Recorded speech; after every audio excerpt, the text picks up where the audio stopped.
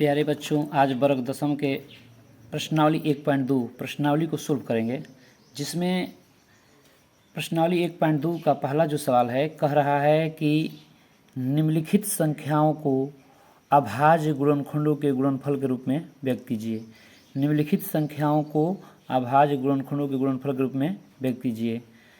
इस को क्या करना है कि अभाज्य गुणनखंड के गुणनफल के रूप में व्यक्त करना है। तो सबसे पहले इसको किस प्रकार से गुणनखंड के रूप में लिखना है, यानी इसको गुणा के रूप में तोड़ देना है, इसको हम लोग को समझना होगा। तो देखिए, सबसे पहले हम इसको किस प्रकार से हल करते हैं, और इसको देखने के बाद अगर आपको यह वीडियो अच्छा लगेगा तो लाइक और सब्सक्राइब जरूर कीजिएगा और इस वीडियो को पूरा देखिएगा अच्छे तरीके से, कि जो कि आपको अच्छा तरीके से समझ में आ जाए। तो जो इसमें पहला सवाल कह रहा है कि जो संख्या को दिया गया है अभाज्य गुणनखंडों के गुणनफल के रूप में व्यक्त करने के लिए, उसमें पहला जो सवाल है 140 को क्या करना है, अभाज्य गुणनखंड के रूप में व्यक्त करना है। क्या करना है, अभाज्य गुणनखंड के रूप में व्यक्त करना है। तो हम इसको किस प्रकार से व्यक्त करेंगे, तो हम लोग आइए देखते हैं। तो सबसे पहले हम 140 दिया है, 140 जो है उसको हम लोग अभाज्य गुणनखंड के गुणनफल के रूप में लिखेंगे। देखिए, यह प्रश्नावली 1.2 का सवाल है। तो सबसे पहले क्या करेंगे, 140 को हम लोग कटाएंगे, इस प्रकार से कटाएंगे, 2 से कटाएंगे। तो यहाँ 7 दूनी 14, 0 का 0, फिर 2 से कट जाएगा आगे वाला अंक, तो 35 दूनी 70, और यह कट जाएगा 5 से, 5 7 35। तो इसमें हमारा 140 जो है उसका गुणनखंड क्या आया, यानी 2 × 2 × 5 × 7, यानी 2 × 2 × 5 × 7। इस प्रकार से हम लोग इसको लिख सकते हैं। 2 कितने बार आया है, 2 बार, तो 2 का घात 2 लिख देंगे, × 5 × 7। तो इस प्रकार से हम लोगों को जो 140 है उसको अभाज्य गुणनखंड में लिखेंगे। तो 2 के घात 2 × 5 के घात क्या छिपा है, कुछ नहीं है, तो 1 है। 1 भी लिख सकते हैं, नहीं भी लिख सकते हैं। ये 7 का भी घात 1 है, यानी 2 के घात 2 × 5 × 7 लिख सकते हैं, या 2 के घात 2 × 5 के घात 1 × 7 के घात 1। तो इस प्रकार से हमारा यह आंसर प्राप्त हुआ। ये हुआ 140 का। आप लोग इसका स्क्रीनशॉट भी ले सकते हैं। तो पहला सवाल था इसमें का दूसरा जो सवाल है उसको हम हल करके बता रहे हैं। देखिए, दूसरा सवाल क्या कह रहा है। इसमें जो दूसरा सवाल है वह है कि 156 को अभाज्य गुणनखंड के गुणनफल के रूप में व्यक्त करना है। तो 156 को भी हम लोग इसी प्रकार से काटाएंगे। यह देखिए, अंत में जब सम संख्या रहता है तो वह जो संख्या होती है 2 से पूरी विभाजित हो जाती है। तो इसमें 2 से कट जाएगा, ये 15 में 2 से भाग देंगे तो 7 दूनी 14 जाएगा, 1 से बचेगा तो 16 हो गया था, 8 दूनी 16। अब 2 से भाग देंगे तो 2 3 6 हो जाएगा, 7 में 1 से बचा, ये 18 हो गया, तो 2 9 18। अब यह 2 से नहीं जाएगा क्योंकि इसके अंत में विषम संख्या है। यह 3 से जाएगा एक बार में, यह 3 के 9, यानी 3 से कटेगा 3 एक बार में और 3 के 9। अब यह 13 नहीं कटेगा, तो ऐसे ही गुणा में इसको लिख देंगे, यानी जो 156 हुआ, जो 156 है, तो 156 का जो है अभाज्य गुणनखंड जो हुआ हमारा 2 × 2 × 2 × 3 × 13। इस प्रकार से हमारा जो इसका गुणनखंड है 2 के घात लिखेंगे तो 2 के घात 3, क्योंकि 2 3 बार आया है, 1 2 3, 1 2 3, यानी 2 3 बार आया है तो 2 के घात 3 × 3 × 13। ये कैसे लिखाता है समझ लीजिए। 2 के घात 2 × 2 के घात 2 × 2 के घात 2 को 2 के घात 3 कैसे लिख दिए हैं। तो यहाँ समझिए, इस पर घात 1 छिपा है, इस पर 1 छिपा है, 1 छिपा है, तो गुणा में रहता है तो घात को जोड़ देते हैं, 1, ये प्लस घात 1 प्लस ये घात 1, क्या हो गया, 2 के घात 3। इसलिए यहाँ पर हम लोग ये लिखेंगे, हमारा आंसर हुआ। ठीक है। अब इसी प्रकार से हमारा तीसरा जो सवाल है उसको लिखेंगे। तो इसमें तीसरा जो सवाल है दिया है 3885 और 25 सॉरी और 3825 तो 3825 को हम लोग कटाएंगे, 3825 को कटाएंगे।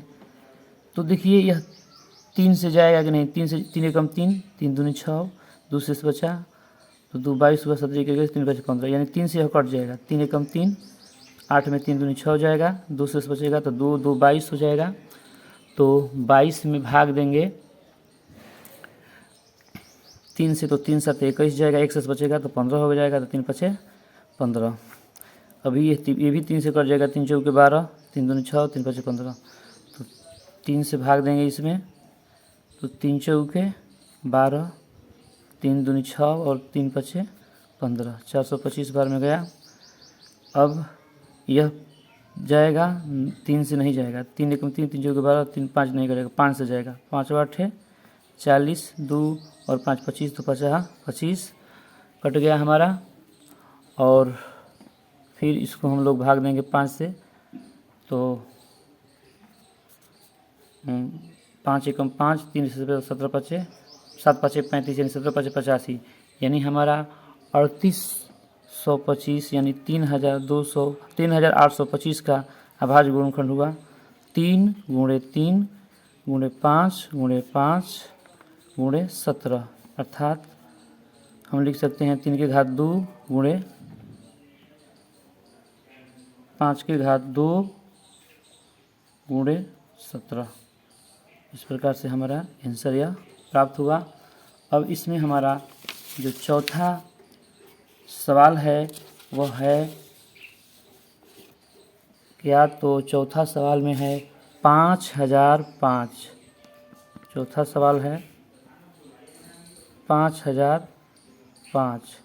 तो 5005 को हम लोग उसी प्रकार से काटेंगे। तो देखिए यह 5 से कट जाएगा, 5 एकम 5, 0 का 0, 0 का 0, 5 एकम 5, 1001 बार में। अब यह किस अंक से कटेगा देखते हैं भाग देकर।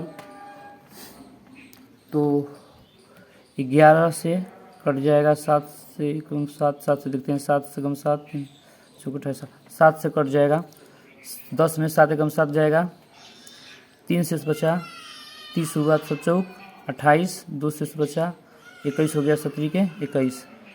अब देखते हैं किससे जाता है, 11 से जाएगा, 11 एकम 11, तो 3 से बचा 33 हुआ, 33, यानी 5005 का जो गुणनखंड हुआ वह क्या हुआ, 5 × 7 × 11 × 13, यानी इसमें कोई संख्या 2 बार नहीं आया है, इसलिए इसको हम लोग घात के रूप में नहीं लिखेंगे, ऐसे ही हमारा यह आंसर प्राप्त हुआ।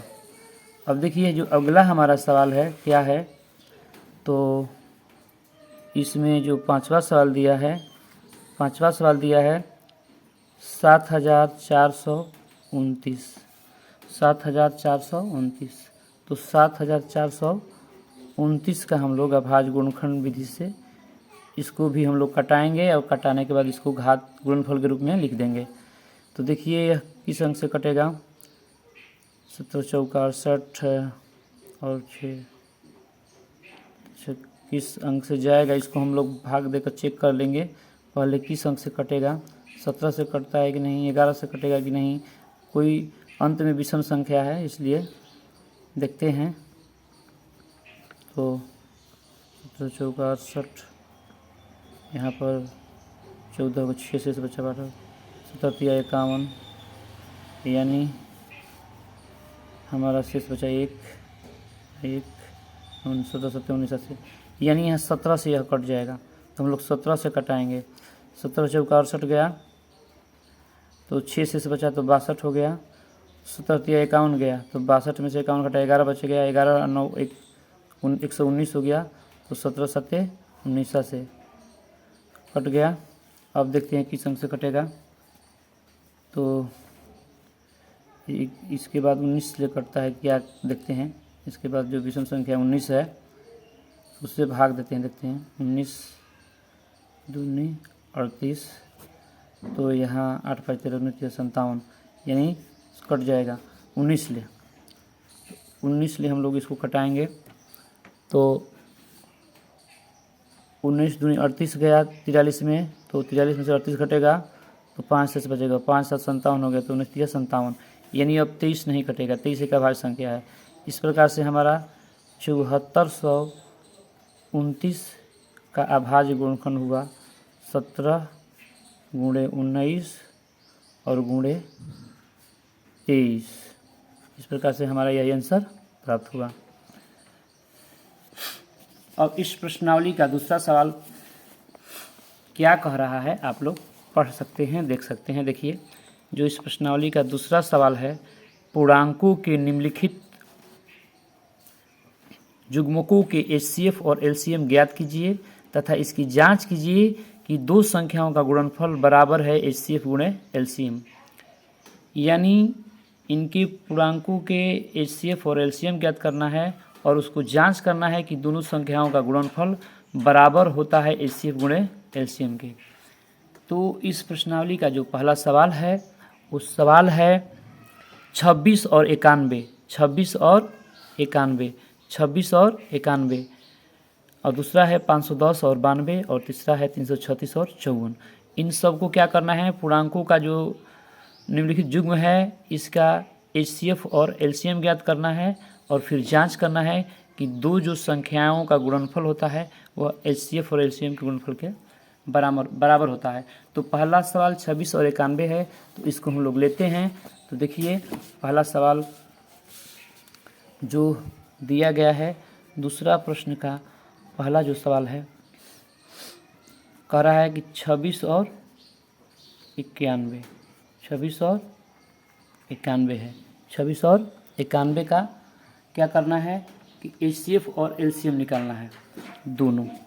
तो देखिए, सबसे पहले हम सूत्र होता है, यानी कि पहली संख्या गुणे दूसरी संख्या बराबर होता है मसह गुणे लसह।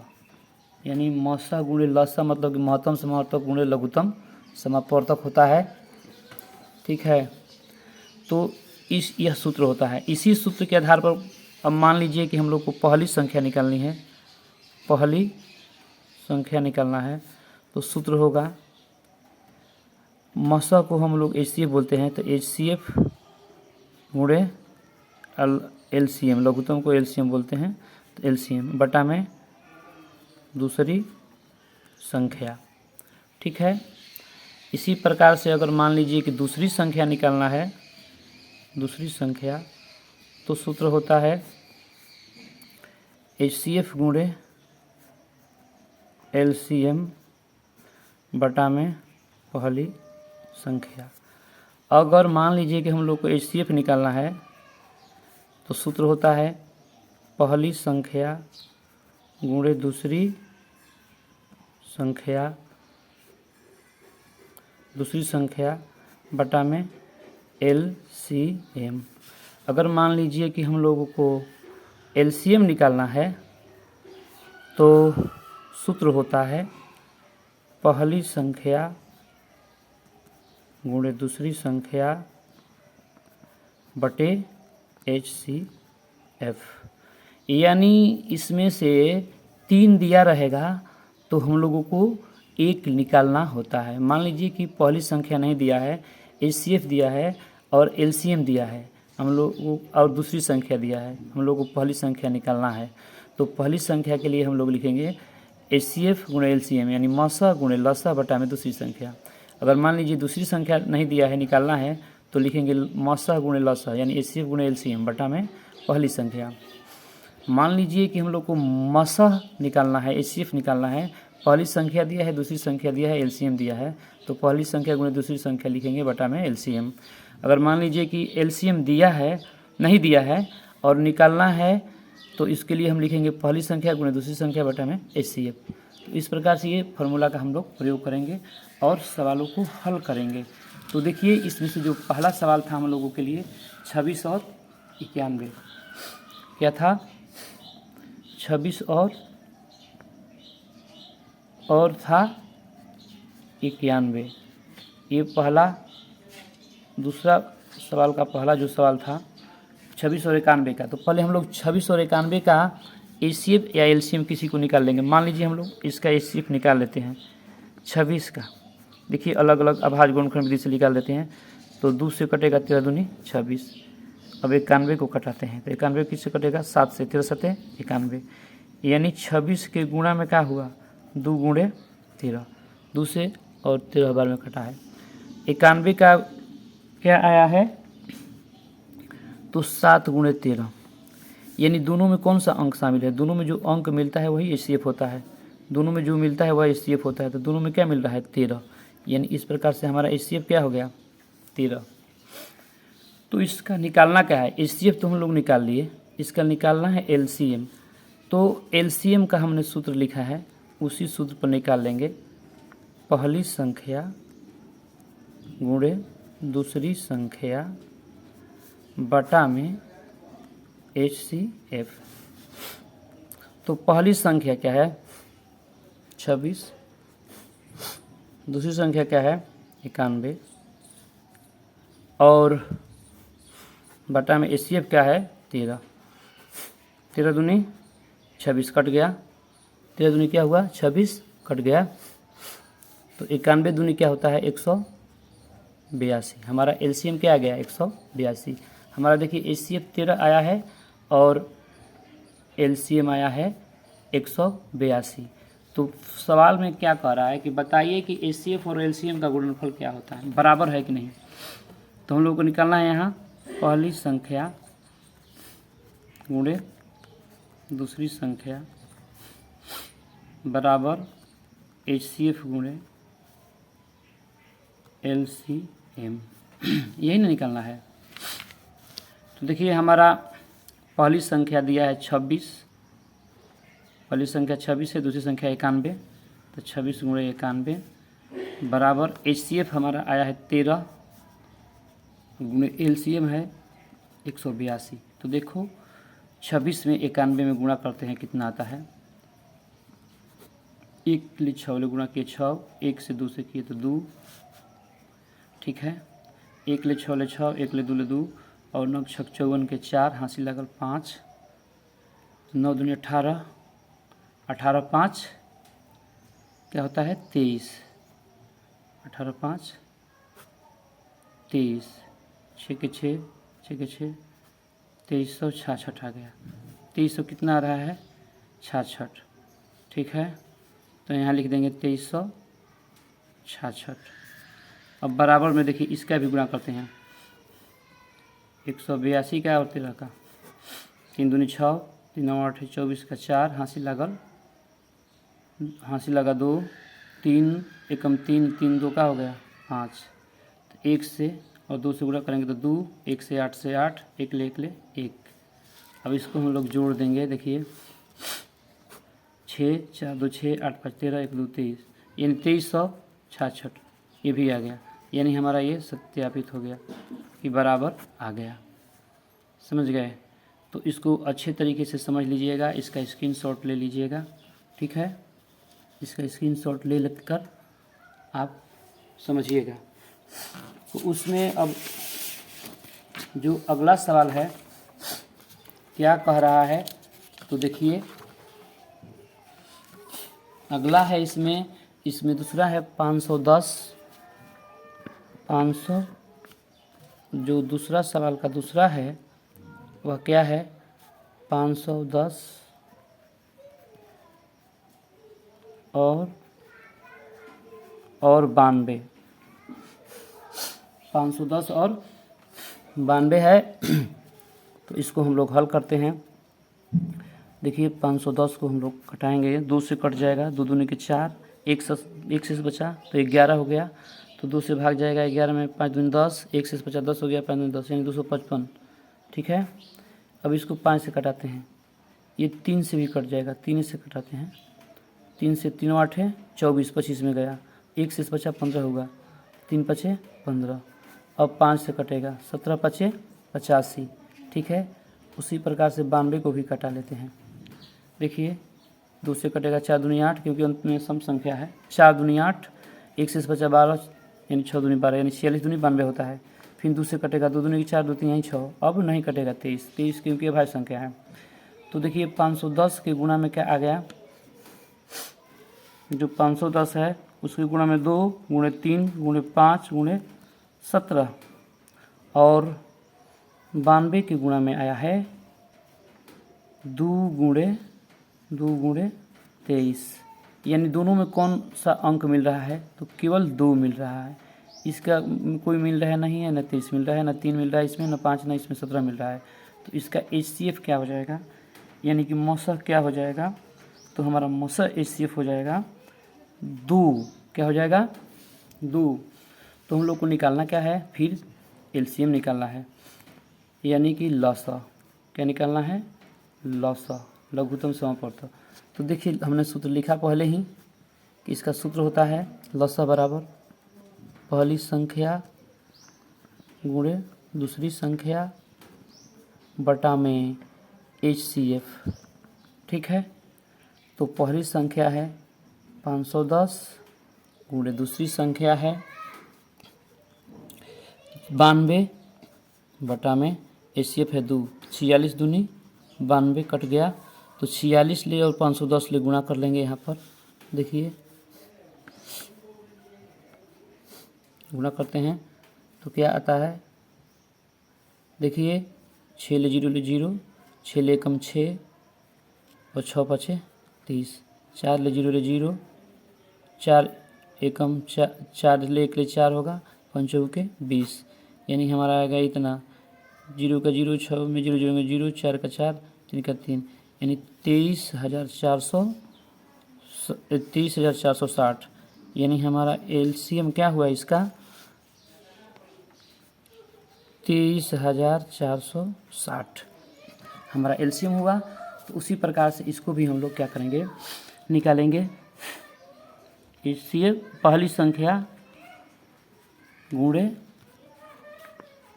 दूसरी संख्या,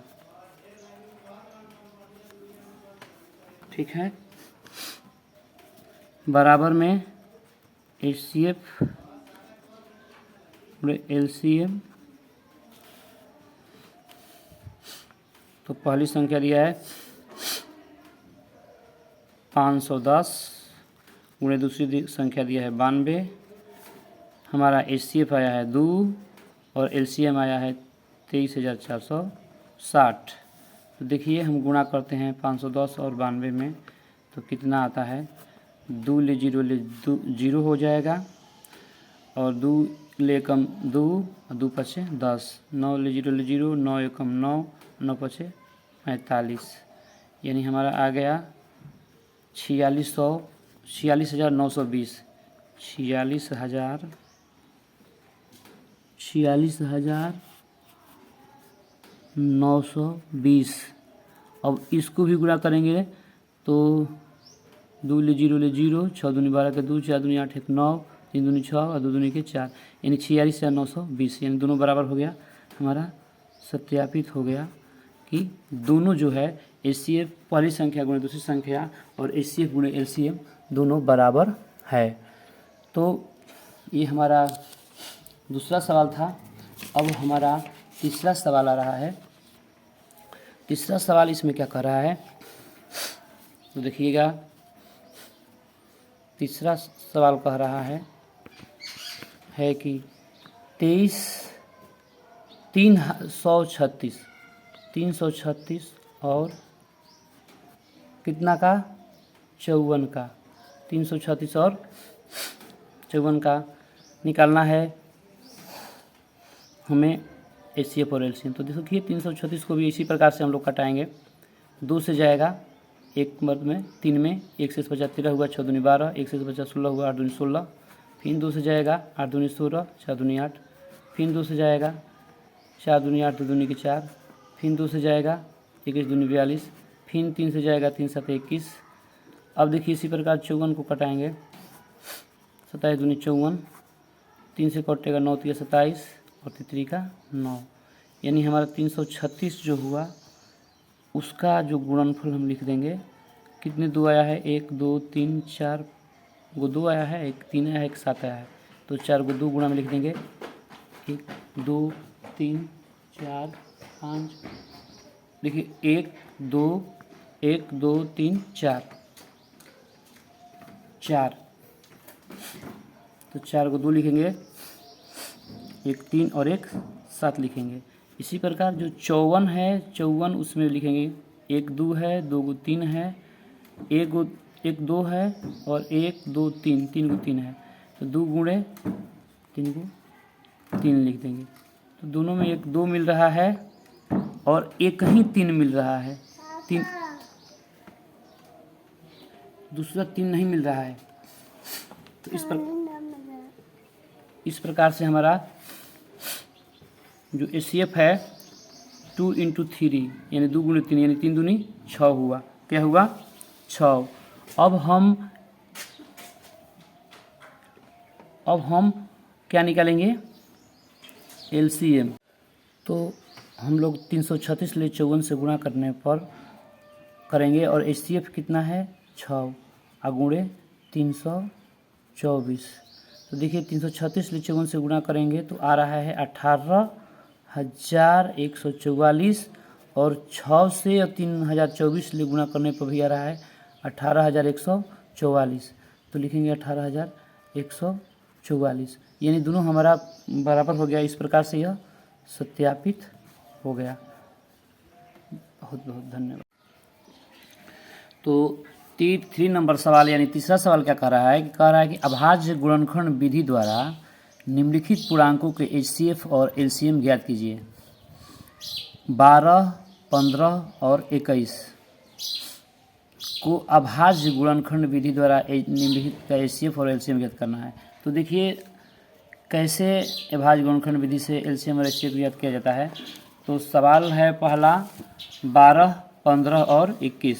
12, 15 और 21 का अभाज्य गुणनखंड विधि से HCF और LCM ज्ञात करना है। पहला सवाल है तीसरा का, पहला जो है क्या है कि 12, 15 और 21 का अभाज्य गुणनखंड विधि से HCF और LCM ज्ञात करना है।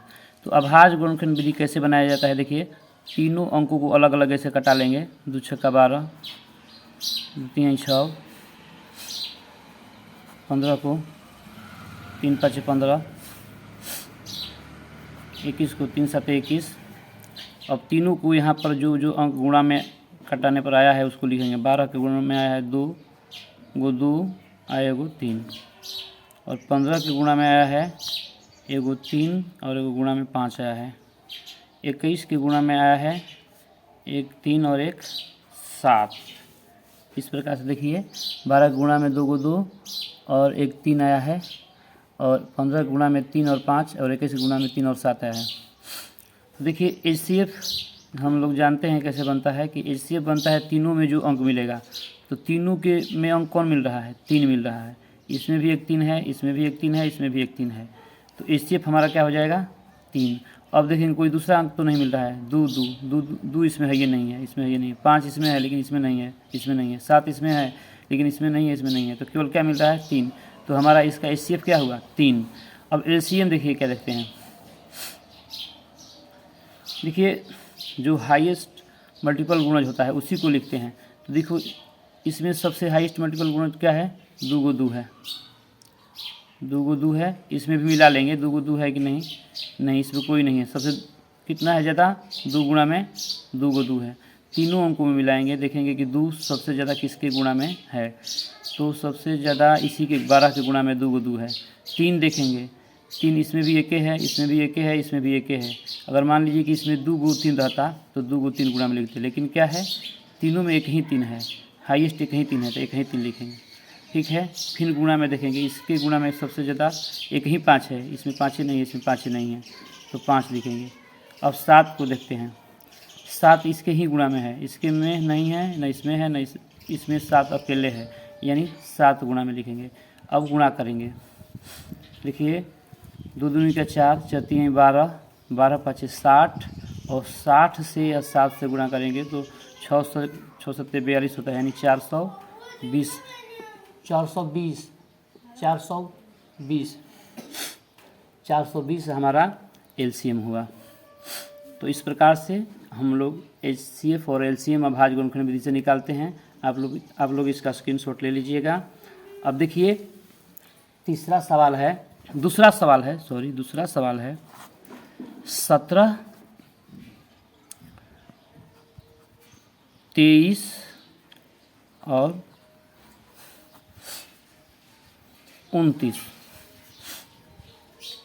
17 को कटाएंगे तो 17 से जाएगा एक बार में, 23 को कटाएंगे तो 23 से जाएगा एक बार में, 29 को कटाएंगे तो 29 ले जाएगा एक बार में। तो देखिए तो 17 के गुणा में क्या हुआ, 17 गुणे 1, 23 के गुणा में क्या हुआ, तो 23 के गुणा में हुआ 23 गुणे 1, 29 के गुणा में क्या हुआ, तो 29 गुणे 1। तो हमें तीनों में कौन शामिल कॉमन है, तीनों में कॉमन कौन मिल रहा है, तो मिल रहा है 1, इसमें भी 1, इसमें भी 1। तो हमारा एचसीएफ क्या हो जाएगा, एचसीएफ हो जाएगा हमारा 1। अब रहा एलसीएम, तो एलसीएम देखेंगे हाइट 17 एक ही है, 23 एक ही है दोनों में, तीनों में 29 एक ही है तीनों में। 1 को गुणा करेंगे तो 1 ही होता है, 1 लिख भी सकते हैं, नहीं भी लिख सकते हैं, एक तीनों में है। अब गुणा करेंगे 23 ले और 17 ले, 23 ले 17 से गुणा करते हैं तो 17 के 21, 7 दूनी 14, 14 और 2 16, 1 ले 3 से गुणा करेंगे तो 3, 1 से 2 से गुणा करेंगे तो 2, 1 हो गया, 6 3 9, 2 1 3, 391। अब 29 ले गुणा करते हैं तो 391 में, तो 1 से 9 से गुणा करेंगे तो 9 होगा, 9 9 81, हासिल लगा 8, 9 3 27, 8 क्या होगा 27 8 35। अब 2 ले 1 ले गुणा करेंगे तो 2 2 9 18 का 8, 3 दूनी 6 और 1 हासिल होगा 7। तो 9 1 2 3 8 5 13, 7 3 10 1 11, यानी आ गया हमारा 11,339, 11,339 हमारा इसका एलसीएम हुआ। ठीक है, अब देखिए तीसरा सवाल इसमें क्या कह रहा है, तो तीसरा सवाल दिया है 8, 9 और 25। ठीक है, तो सबसे पहले हम लोग 8 को कटाएंगे, 2 चौके 8, 2 दूनी का 4, कट गया 8। अब 9 तितरी का 9 कट गया, 25 कटाएंगे तो 5 से कटेगा 50 25, यानी हमारे 8 के गुणा के रूप में आया 2 गुणे 2 गुणे 2, 1 2 3, 3 को 2 है। अब देखिए 9 के गुणा के रूप में क्या आया है, 3 गुणे 3। अब देखिए 25 के गुणा के रूप में क्या आया है, 5 गुणे 5। तो देखिए तीनों जो है उसमें कोई अंक नहीं मिल रहा है, इसमें 2 है, इसमें 3 है, इसमें 5 है। तो जब कोई अंक नहीं मिलता है तो सबके कॉमन के रूप में छिपा हुआ होता है 1, गुणा के रूप में छिपा हुआ होता है 1। इस प्रकार से हमारा एचसीएफ क्या हुआ 1। तो एलसीएम क्या होगा निकालेंगे।